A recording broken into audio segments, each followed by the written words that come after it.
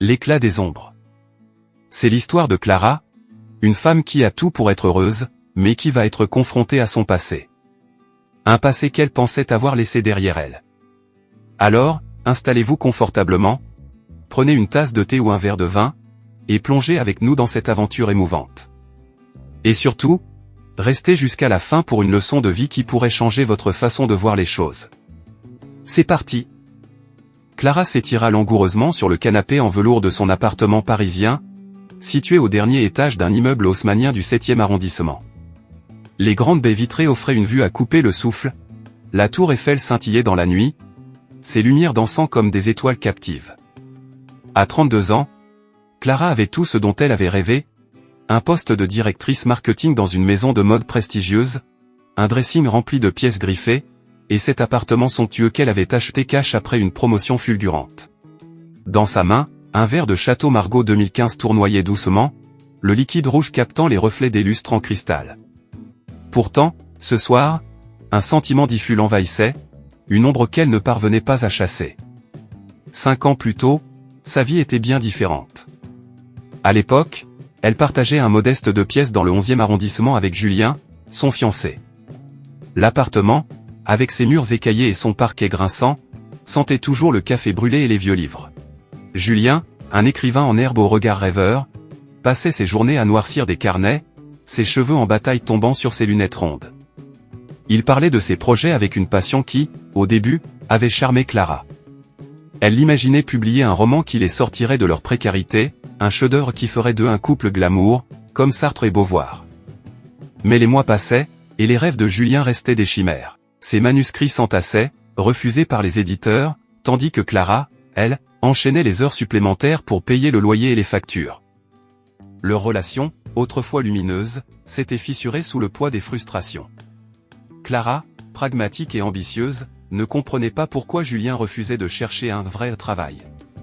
Lui, de son côté, se sentait étouffé par ses attentes.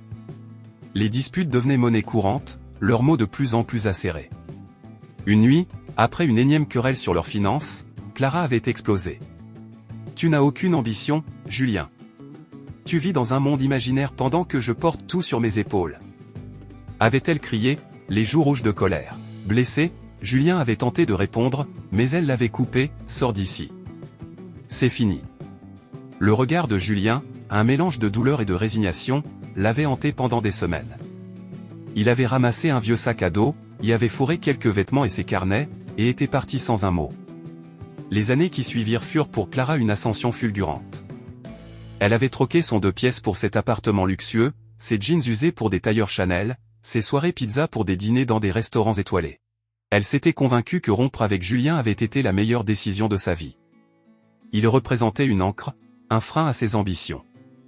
Pourtant, parfois, tard le soir, elle repensait à leurs moments ensemble, les nuits passées à discuter de littérature sur leur vieux canapé, les promenades main dans la main le long de la Seine, les éclats de rire partagés devant des films en noir et blanc.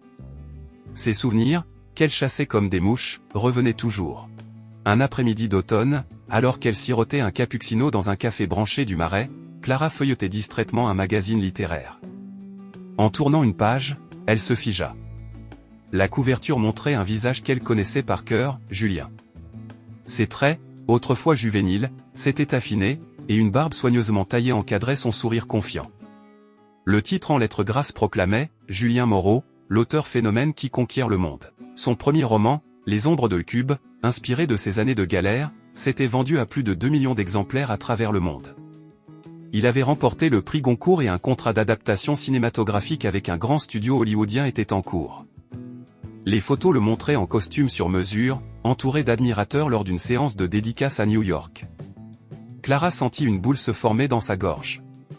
Elle se souvenait de ces mots cruels, « Tu n'es rien, Julien. » Un raté. Et maintenant, il était là, au sommet, plus riche, plus accompli qu'elle ne l'aurait jamais imaginé. Les semaines suivantes, Clara ne pouvait s'empêcher de penser à lui. Elle acheta son roman, qu'elle lut en une nuit, incapable de le reposer. Chaque page semblait vibrer d'une douleur qu'elle reconnaissait, une douleur qu'elle avait contribué à créer. Le personnage principal, une femme ambitieuse mais froide, lui ressemblait étrangement. Était-ce ainsi qu'il la voyait? Était-il heureux, loin d'elle? Pensait-il encore à elle, ou l'avait-il effacée de sa vie comme elle avait tenté de le faire? Un soir, lors d'une soirée caritative dans un hôtel particulier du 16e arrondissement, Clara aperçut Julien au loin. Il se tenait près d'un piano à queue, entouré d'un petit groupe d'admirateurs. Il portait un costume noir impeccablement coupé, et son charisme emplissait la pièce. Clara sentit son cœur s'accélérer. Elle ajusta nerveusement sa robe en soie, hésita, puis s'approcha. Lorsqu'il la vit, un sourire énigmatique se dessina sur son visage. « Clara » dit-il simplement, sa voix chaude et dénuée de rancune. Ils s'éloignèrent du brouhaha pour discuter dans un coin plus calme. D'abord, la conversation fut polie, presque formelle. Clara lui parla de son travail, de ses voyages à Milan et New York. Julien l'écouta avec attention, hochant la tête. Puis, peu à peu, la discussion devint plus sincère. Julien lui raconta comment, après leur rupture, il avait touché le fond. Sans logement, il avait dormi chez des amis, parfois dans des auberges miteuses, mais il avait continué à écrire. « Ton départ m'a brisé, Clara » dit-il avec un regard franc. « Mais ça m'a forcé à me battre. J'ai mis toute ma douleur dans ce roman. Sans toi, sans cette rupture, je ne serais peut-être jamais allé au bout. » Clara sentit une vague de honte l'envahir. « Je suis désolé, Julien. Je n'aurais pas dû te parler comme je l'ai fait. » Il secoua la tête. « Pas besoin d'excuses. Tu m'as rendu un service, en fin de compte. » Il sourit, mais ses yeux trahissaient une pointe de tristesse. Ils continuèrent à parler, évoquant des souvenirs, riant parfois. Pourtant, Clara sentait une distance entre eux, un mur invisible. Julien était là, mais il n'était plus à elle. En rentrant chez elle ce soir-là, Clara s'assit sur son canapé, le regard perdu sur la tour Eiffel. Pour la première fois depuis longtemps, elle se sentait vide. Elle avait tout, l'argent, le statut, le pouvoir. Mais Julien, avec ses carnets et ses rêves, avait trouvé quelque chose qu'elle n'avait pas, un sens, une vérité. Il avait transformé sa douleur en art, son échec en triomphe. Et elle? Elle avait couru après des objectifs matériels, mais à quel prix? Les mois suivants, Clara commença à changer. Elle s'inscrivit à un atelier d'écriture, non pas pour devenir romancière, mais pour explorer ses propres pensées. Elle se mit à lire davantage, à ralentir, à écouter.